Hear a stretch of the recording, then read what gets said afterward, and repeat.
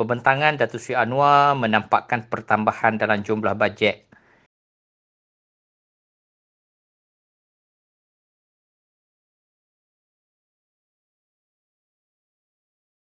Ia meliputi semua golongan. Namun kita lihat di sini, fokus golongan yang diberi perhatian ialah golongan B40 dan M40. Sebab itulah kita lihat kadar cukai diturunkan untuk kelompok tersebut, M40.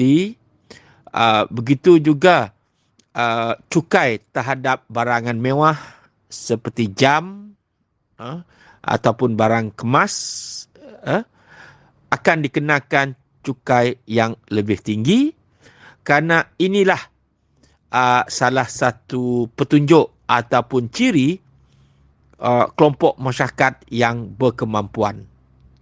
Kerana kelompok masyarakat yang kurang berkemampuan tidak akan membeli misalnya jam yang mewah.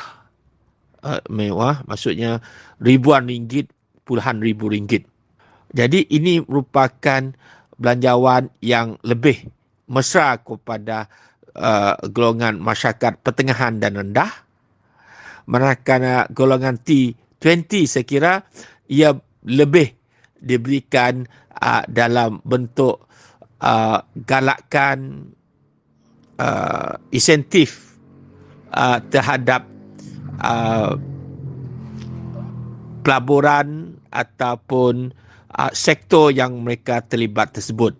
Misalnya sekiranya mereka melibatkan golongan bekas banduan, melibatkan golongan TVET, syarikat mereka akan mendapat berapa kelebihan. Isu pengeluaran KWSP ini yang menjadi perbualan yang cukup panas dan hangat. Dan kita tahu dalam parlimen dan dalam belanjawan juga, Perdana Menteri menyatakan tidak mahu mengambil tindakan yang populis dengan memendangkan pengeluaran tersebut untuk kali seterusnya kerana lebih mementingkan masa depan penyimpan tersebut. Khususnya golongan N40 ini, B40, jumlah simpanan mereka didapati kurang mencukupi untuk menampung selepas persaraan mereka pada masa akan datang. Walaupun tindakan ini baik di segi jangka panjang, baik untuk membina tabiat menyimpan jimat cermat, gaya hidup cermat, namun saya kira tindakan ini perlu ditenangi secara sebaik-baiknya dan langkah yang lebih proaktif perlu dibuat. Misalnya, perlu ada subsidi yang bersasar untuk golongan rakyat bawah, golongan B40 dengan M40, agar subsidi bersasar itu dapat mengurangkan kos kehidupan mereka dan mereka menjadi kurang terbeban. Pembentangan Datuk Seri Anwar menampakkan pertambahan dalam jumlah bajet dan dilihat fokus kerajaan adalah untuk menjana semula ekonomi.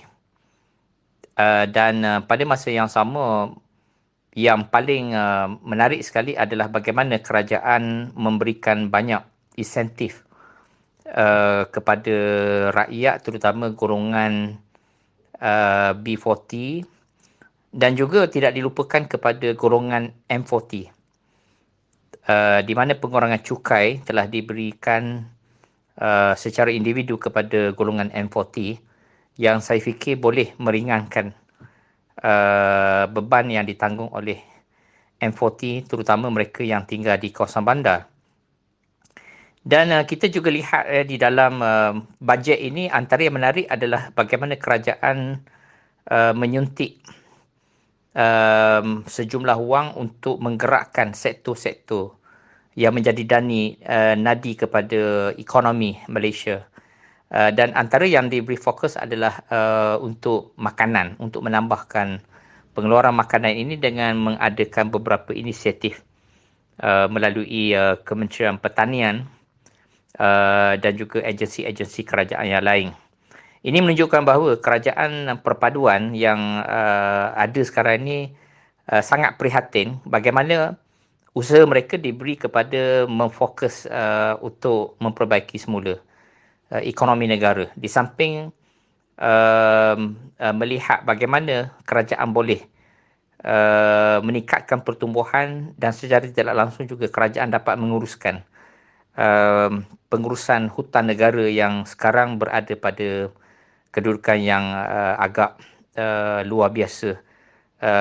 Mungkin boleh menjerumuskan Malaysia kepada satu krisis sekiranya tidak ditangani dengan betul. Secara keseluruhan saya melihat bajet ini bajet yang seimbang dengan memberi kepada beberapa fokus penekanan untuk pertumbuhan dan pada masa yang sama menjaga kesejahteraan rakyat.